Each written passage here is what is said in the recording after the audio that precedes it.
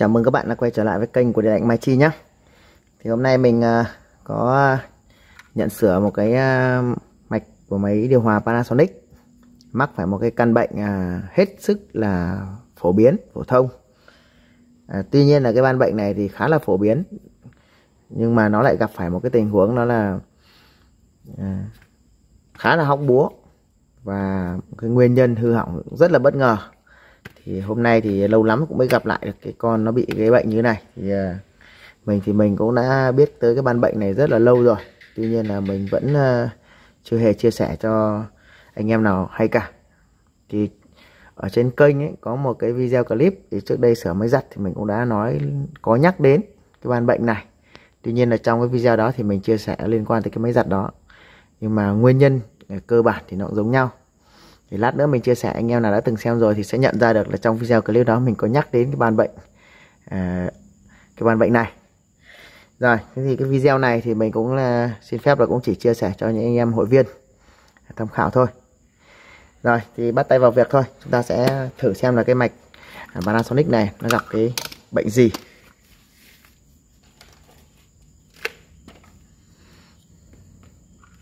Đây là máy 2 chiều các bạn nhé. Con này là máy 2 chiều. Con này có kìm dòng của quạt cục nóng, có ampe kìm này. Nếu anh em nào mà chúng ta không hiểu về cái mạch này là chúng ta lắp cái quạt nó rất hay bị báo lỗi, bởi vì nó có một cái vì máy 2 chiều cho nên là cái quạt dàn nóng ấy nó sẽ có một cái ampe kìm nằm trên mạch điều khiển. Bây giờ nếu anh em nào mà chúng ta thay thế quạt hoặc là chúng ta đấu tắt như nào đấy mà không biết cách xử lý là sẽ báo lỗi. Rồi, cái vấn đề đó thì mình sẽ chia sẻ sau. Con này có máy 2 chiều dùng quạt DC 5 giây nhá. Rồi, chúng ta sẽ kết nối vào, chúng ta sẽ xem là cái máy này nó mắc cái ban bệnh gì mà nó vừa phổ biến mà lại vừa hóc búa. Nguyên nhân hư hỏng là gì? Và mình lại nói là nó bất ngờ. Ok.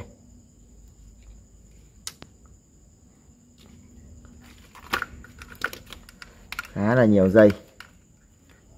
Rồi, rất là nhiều dây rắc, chúng ta chỉ cần cấp nguồn thôi.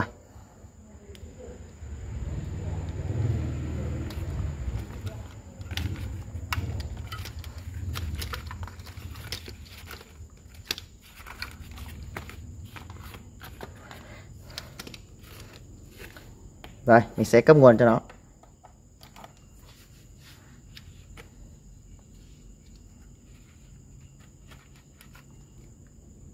Ok rồi các bạn nhé. Chúng ta sẽ thử bật máy lên. Đó.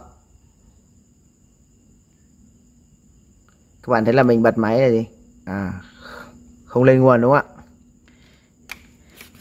Rồi, thì đối với ban bệnh không lên nguồn thì chúng ta sẽ kiểm tra xem khối nguồn có hoạt động ok không, bằng cách là chúng ta sẽ đo nguồn ngay ở cái mắt nhận này. Đúng không ạ? Có 5V này. Ok chưa? Như vậy chắc chắn là sẽ có nguồn 12V rồi. Và các bạn thấy là chúng ta bật là gì? Không lên nguồn. Đó.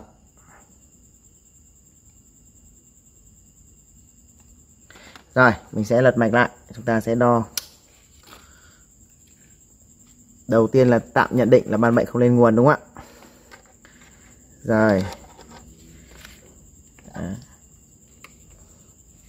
Chúng ta sẽ đo cho mình là kiểm tra các khối nguồn cấp. Chúng ta sẽ đo là nguồn 5V này. Ok đúng không ạ? Có 5V. Ta đo 5V là có 5V này. 12V này. Có 12V đúng không ạ? Như vậy là nguồn 5V, 12V đều có đủ đúng không ạ? Và chúng ta bật máy là gì? Không chạy.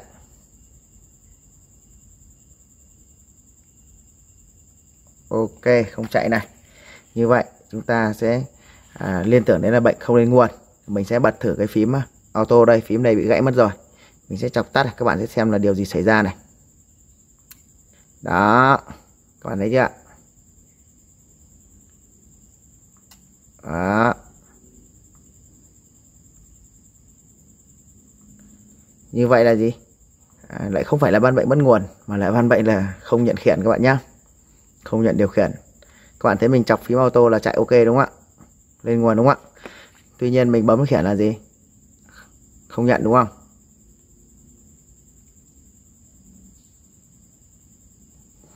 Rồi, không nhận khiển. Không nhận khiển thì chúng ta sẽ quy về hai trường hợp. Một là cái khiển này hư hỏng, hai là cái mắt nhận đây không làm việc đúng không ạ? Đầu tiên chúng ta sẽ thử khiển trước. Thì các bạn thấy là màn hình hơi xấu tí nhưng mà khiển của khách vẫn chạy ok đúng không ạ? Đấy các bạn nhá, không nhận này. Rồi mình sẽ tắt flash để các bạn xem nó có phát không nhá. Đây các bạn nhìn đây. Ấy. Đúng không ạ? Phát tốt đúng không ạ? Đây các bạn nhá. Đấy. Khiển chúng ta là gì? Phát tốt. Và trong khi đó là đèn đánh nháy chúng ta không tắt được đúng không ạ? Rồi mình bật lên cho các bạn xem. Như vậy là khiển chúng ta phát tốt. Phải tắt flash đi mới nhìn thấy các bạn ạ. Đấy, khiển phát tốt mà không tắt được máy này. Ta sẽ kiểm tra xem là cái mắt nhận có làm việc không.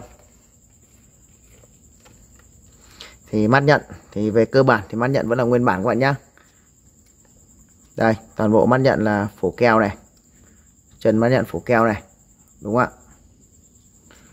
Vẫn còn phủ keo nguyên bản luôn. Rồi, chúng ta sẽ đo cho mình xem là đấy, máy vẫn đang chạy như này.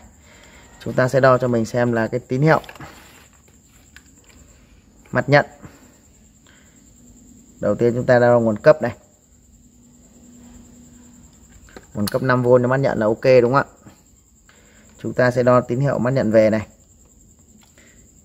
Các bạn thấy tín hiệu mắt nhận về là gần 5V đúng không ạ? Mình bấm này, các bạn để ý đồng hồ này. Đó.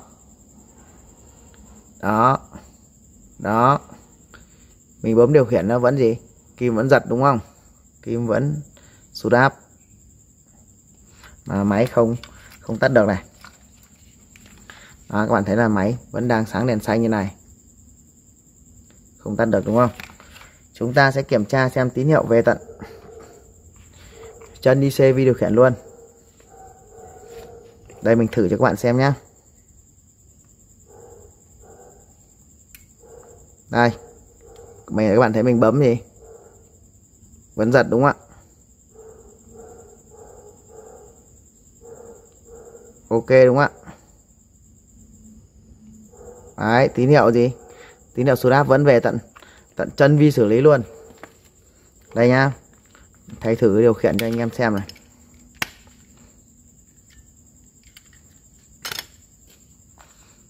Lấy một điều khiển khác nhá.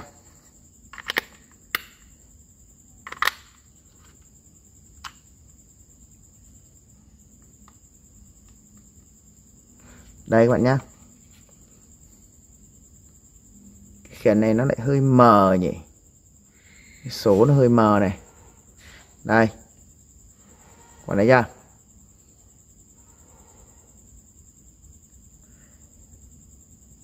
Tăng giảm nhiệt độ không được này.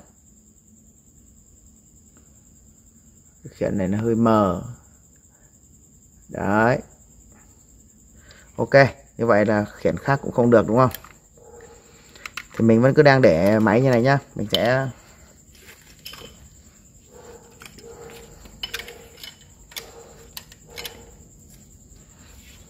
đây.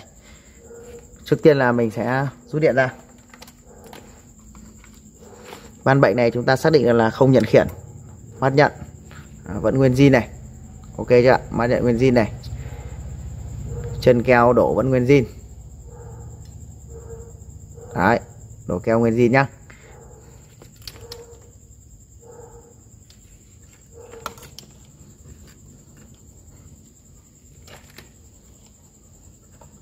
Thì các bạn để ý con này sử thế anh dao động là 8 mê đúng không ạ?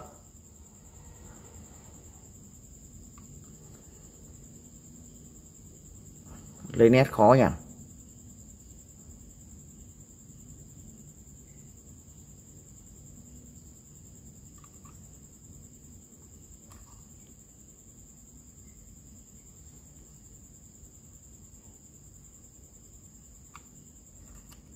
cái số nó hơi mờ này, khó lấy bạn.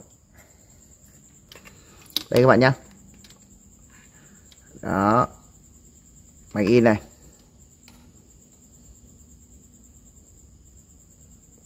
Cho các bạn xem mà thầy anh trong máy đang là dùng là con máy mê này.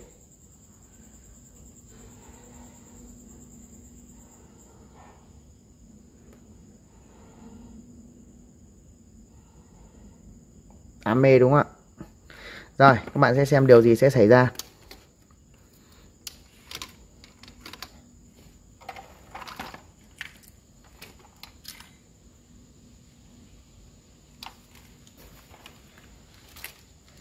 Đây các bạn nhé, mình sẽ thay một con khác này.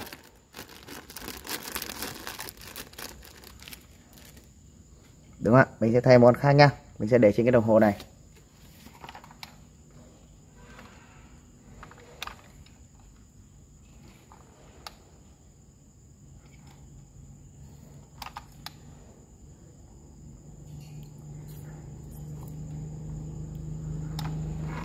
Đây. Thì cái con lấy ra đây.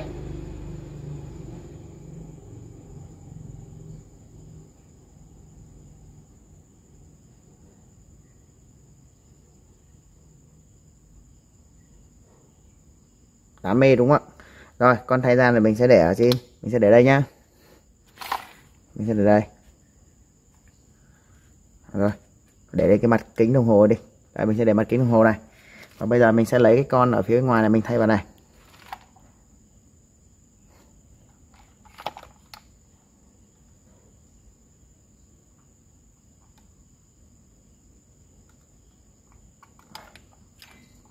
Mình thay tạm mặt dưới. Thử cho các bạn ta xem kết quả nó như nào.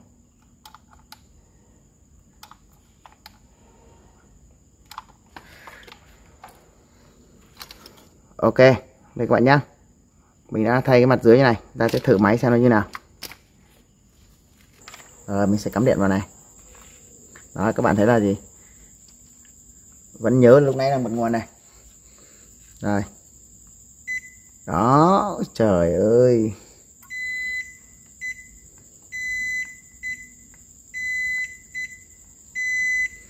Ok ngay đúng không? Đây nha, thầy anh mình vẫn hàn ở trên mạch nhá. Thầy anh cú đây này. Mắt nhận nguyên zin đúng không? Không hề thay thế gì nhá. Quá là nguyên zin, vẫn đổ keo luôn. Ok này. Rồi ta điều khiển khác cũng ok ngay đúng không? Rất là nhiều điều khiển pana luôn.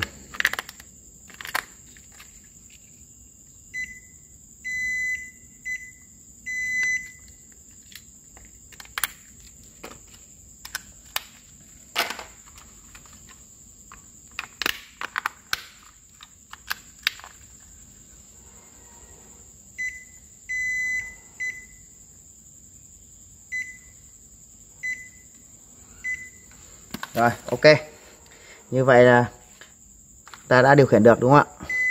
Rồi tắt nguồn đi. Đấy, cho anh em xem một lần nữa là mọi thứ vẫn nguyên zin đúng không?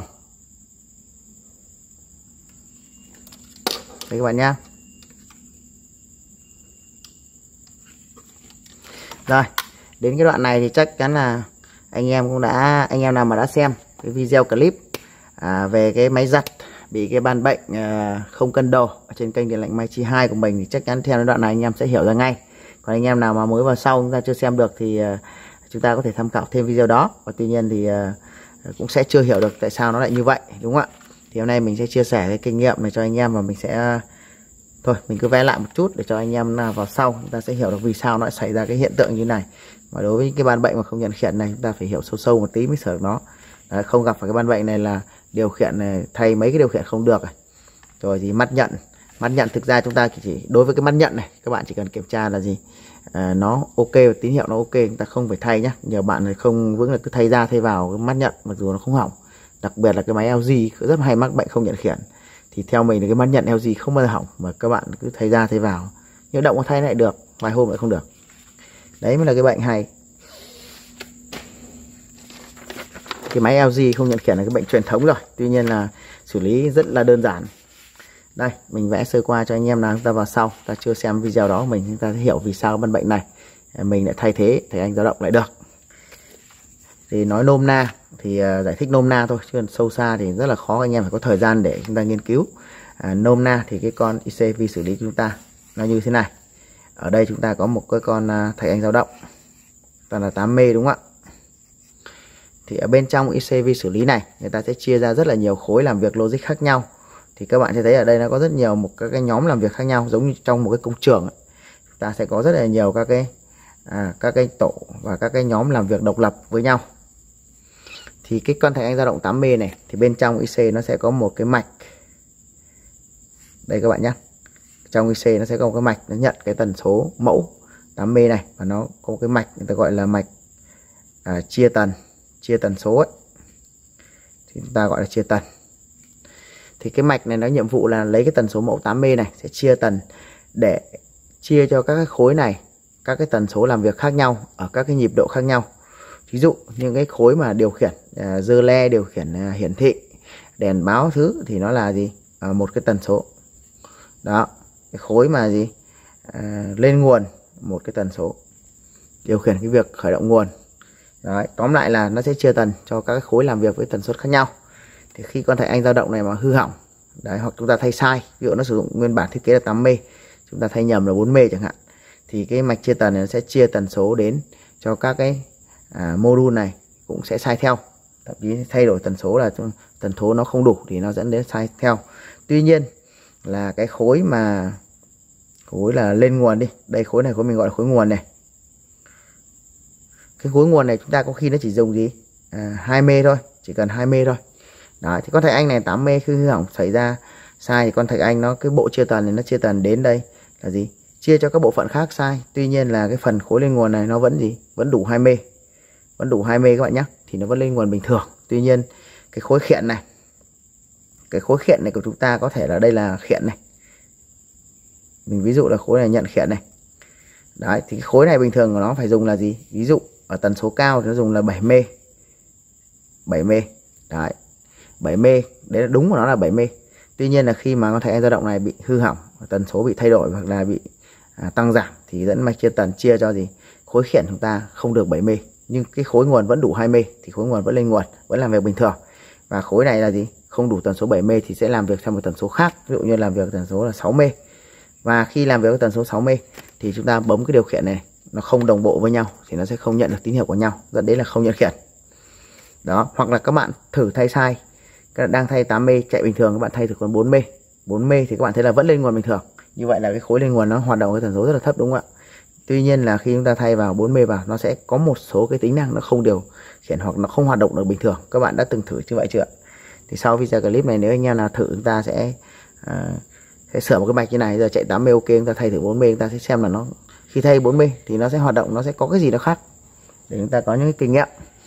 Rồi, nó ngắn gọn là như vậy thôi. Thì anh em nào xem một cái video sửa chữa máy giặt và bệnh không cân đồ rồi thì anh em sẽ hiểu, cũng đã hiểu một phần rồi. Thì đây mình chỉ là nói sơ qua để cho anh em vào sau chúng ta hiểu vì sao căn bệnh này mình không sửa chữa gì mà chỉ thay linh kiện đó là được. Rồi, giờ thì mạch đã chạy ok rồi các bạn nhé. Sửa bất kỳ một cái máy nào thì chúng ta cũng cần phải kiểm tra, nếu nó không hư hỏng chúng ta không nên thay thế. Chứ chớ đừng có dại như cái máy LG không nhận khiển này, anh em cứ bập vào là thay, không đo đếm gì. Đo đếm thì sao, cứ bập vào là thay, mắt nhận. Thay lại thế nó lại được. Đấy, có nghĩa là được, như được vài ba hôm lại hỏng, thậm chí được hôm 2 hôm lại hỏng. Đấy, thì lại chúng ta lại nghĩ là mắt nhận kém, cứ thay đi thay lại mà nát cả mạch, không được. Thực ra là mắt nhận không hỏng, mà nguyên nhân của nó nằm ở chỗ khác. Ở cái video khác mình sẽ chia sẻ cho anh em, hoặc anh em nào đã làm gặp nhiều rồi chúng ta biết rồi. Rồi, vậy thì ok ngay đúng không ạ?